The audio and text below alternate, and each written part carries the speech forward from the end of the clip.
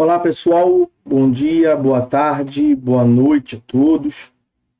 A decisão que eu separei para falar com os senhores hoje é uma decisão bastante relevante, um julgado do STF, que versa sobre a Defensoria Pública, a autonomia administrativa e financeira da Defensoria Pública e quanto ao recebimento, a percepção de honorários advocatícios sucumbenciais pela Defensoria Pública. Vamos ao julgado? Trata-se do recurso extraordinário 1.140.005 do Rio de Janeiro. Então, RE 11.40.005. E aí nós podemos extrair essa ementa, direito constitucional, recurso extraordinário, pagamento de honorários à Defensoria Pública que litiga contra o ente público que integra, evolução constitucional da instituição, autonomia administrativa, funcional e financeira. Então, o que nós tivemos aqui do ponto de vista do caso concreto que chegou até o julgamento por parte do STJ? Nós tivemos na origem uma ação de indenização ajuizada por um cidadão tutelado pela Defensoria Pública em face da União. Ao final, o autor, assistido pela Defensoria Pública, restou vencedor. Então ele ganhou, a sentença foi de procedência e condenou a União a pagar ao autor R$100 mil. E aí surgiu no processo uma discussão quanto ao cabimento de honorários advocatícios sucumbenciais devidos a favor da Defensoria Pública da União por parte da própria União. Então a discussão era se a União deveria pagar honorários advocatícios sucumbenciais para a Defensoria Pública da União. O que nós temos aqui? A Lei Complementar número 80 de 94 é a lei orgânica da Defensoria Pública da União. No seu artigo 4º, nós temos ali a previsão de quais sejam as suas funções institucionais. E lá no inciso 21, então, inciso 21 do artigo 4º da Lei 80/94, a Lei Orgânica da Defensoria Pública. Consta que é a função da DPU, Defensoria Pública da União, executar e receber as verbas sucumbenciais decorrentes de sua atuação, inclusive quando devidas por quaisquer entes públicos, destinando-as a fundos geridos pela Defensoria Pública e destinados exclusivamente ao aparelhamento da Defensoria Pública e à capacitação profissional de seus membros e servidores. Essa é a Lei Orgânica da Defensoria Pública da União, mas cada estado tem a sua Lei Orgânica da Defensoria Pública Estadual e, em larga medida, reproduzindo esses ditames da Lei Orgânica da Defensoria Pública da União. Perceba que ali, nesse inciso 21, fala assim, verbas sucumbenciais decorrentes de sua atuação, inclusive quando devidas, então as verbas sucumbenciais devidas por quaisquer entes públicos. E aí, o que nós temos de interpretação por parte do STJ? O que nós tínhamos então de interpretação por parte do STJ? O STJ tem um entendimento sumulado no enunciado de súmula 421, no sentido de que os honorários advocatícios não são devidos à Defensoria Pública quando ela atua contra a pessoa jurídica de direito público a qual pertença. Era justamente a hipótese dos autos. A Defensoria Pública da União assistiu a um hipossuficiente, a um jurisdicionado, e foi a juízo em face da União. E aí saiu o vencedor, né? É devido ao honorário de advocatício sucumbencial da União em desfavor da União e a favor da Defensoria Pública da União, ora, pela súmula 421 do STJ, não. E como é que o STJ chegou até esse entendimento? Ele aplicou, o STJ, o artigo 381 do Código Civil, sustentando, portanto, que haveria, o STJ sustenta que haveria confusão do ente público na posição de credor e na posição de devedor. E o artigo 381 do Código Civil justamente estabelece a extinção da obrigação quando a mesma pessoa se confunde nas qualidades de credor e devedor. Por que haveria confusão nessa hipótese? O STJ trabalhava com a ideia de que a Defensoria Pública é um braço, é um órgão integrante do ente público. Então, a Defensoria Pública da União integra a União. Então, a União tem que pagar para um órgão da própria União. Haveria confusão porque a União seria a devedora, como administração direta, e a Defensoria Pública, um órgão da União, seria credor. Então, ao fim e ao cabo, segundo o STJ, nesse entendimento, a lógica seria de que a União é, ao mesmo tempo, credora e devedora, é o que fundamentou, portanto, a edição desse enunciado de súmula 421 do STJ. Mas nós estamos aqui agora analisando um julgado do STF, o recurso extraordinário 1140.005. E o que nós temos aqui é que o STF não segue esse entendimento do STJ e essa súmula está em vias, portanto, de ser revogada. Ela já está tacitamente superada e ela está em vias de ser formalmente superada, revogada por parte do próprio STJ. É o que se espera. Nesse julgado, o que o STF nos disse? O STF relembrou que a Defensoria Pública tem assento constitucional lá no artigo 134, que integra o capítulo das funções essenciais à Justiça. Funções essenciais à administração da Justiça ao lado do Ministério Público, ao lado das advocacias públicas e da advocacia privada. Também a Defensoria Pública integra esse rol de função essencial à administração da Justiça. E o STF chamou a atenção, de modo específico, ao parágrafo 2º, aos parágrafos 2º, 3º e 4º desse artigo 134. O parágrafo 2º foi incluído pela Emenda Constitucional 45 de 2004. O que ele estabelece? Ele assegura esse parágrafo às defensorias públicas e estaduais a autonomia funcional e administrativa, bem como iniciativa para proposta de sua proposta orçamentária dentro dos limites estabelecidos na LDO. E aí depois percebeu-se que a Defensoria Pública da União ficou de fora, porque esse dispositivo textualmente faz menção à Defensoria Pública Estadual.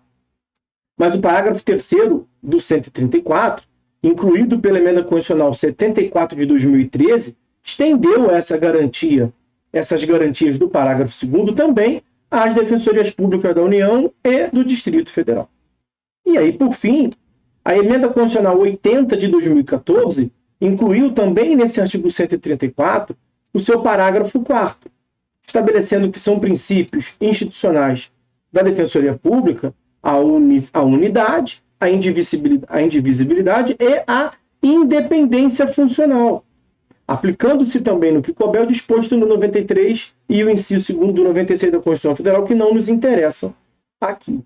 Então, o STF vem construindo uma jurisprudência, vou citar aqui alguns casos, como na ADIM 4056 do Maranhão, quando ele afirmou que a Defensoria Pública era um caso de uma lei do Maranhão que inseria a Defensoria Pública do Maranhão na estrutura do Poder Executivo local. Isso, segundo o STF, nesta ADIM, violaria o artigo 134, parágrafo 2º da Constituição Federal. Quer dizer, a Emenda Constitucional 45, que incluiu o parágrafo 2º no artigo 134, reforçou a autonomia funcional e administrativa das defensorias públicas, inclusive lhes assegurando iniciativa para a propositura de seus orçamentos. Em um outro julgado, agora na ADPF número 339, oriunda do Piauí, ADPF 339, o STF afirmou que as defensorias públicas estaduais são asseguradas autonomia funcional e administrativa, bem como a prerrogativa de formulação de sua própria proposta orçamentária, por força da Constituição da República após a emenda constitucional 45 de 2004, como nós vimos. E aí conclui, o repasse dos recursos correspondentes destinados à Defensoria Pública, ao Poder Judiciário, ao Poder Legislativo e ao Ministério Público, sob a forma de duodécimos, até o dia 20 de cada mês, nos termos do artigo 168, eu separei para falar sobre eles também com vocês, é imposição constitucional, atuando o Executivo apenas como órgão arrecadador dos recursos orçamentários, os quais, todavia, a ele não pertencem. Então, os recursos não pertencem ao Poder Executivo, pertencem ao Poder Judiciário, ao Poder Legislativo, ao Ministério Público e também à Defensoria Pública. É a redação do artigo 168 da própria Constituição Federal. Quer dizer, o que o STF reforçou? Que esse artigo 168 da Constituição Federal reforça, junto com o 134, parágrafos 2º, 3º e 4º, reforçam a autonomia institucional, administrativa e financeira da Defensoria Pública. A Defensoria Pública passou a poder elaborar a sua própria proposta orçamentária, atendidos os limites da Lei de Diretrizes Orçamentárias e o direito de receber do Estado, no lato sensu, né, dos entes públicos, do Poder Executivo, assim digamos, os recursos correspondentes às dotações orçamentárias aprovadas até o dia 20 de cada mês, os chamados duodécimos. Ou seja, as reformas constitucionais de número 45 de 2004, 74 de 2013 e 80 de 2014 atribuíram autonomia funcional, administrativa e financeira às defensorias públicas dos estados e da União. Então, o contexto atual é de que as defensorias públicas são considerados órgãos constitucionais independentes, autônomos, sem qualquer subordinação ao Poder Executivo. Então, as defensorias públicas deixam de ser vistas como mero órgãos auxiliares do governo. Então, é necessário a superação do argumento de violação do Instituto da Confusão, artigo 388 do Código Civil. Não é possível afirmar que a União, ou os Estados, o Estado lato sensu, União ou Estados-membros, seria ao mesmo tempo credor e devedor. É impossível perceber, chegar à conclusão de que a Defensoria Pública é um órgão do Poder Executivo.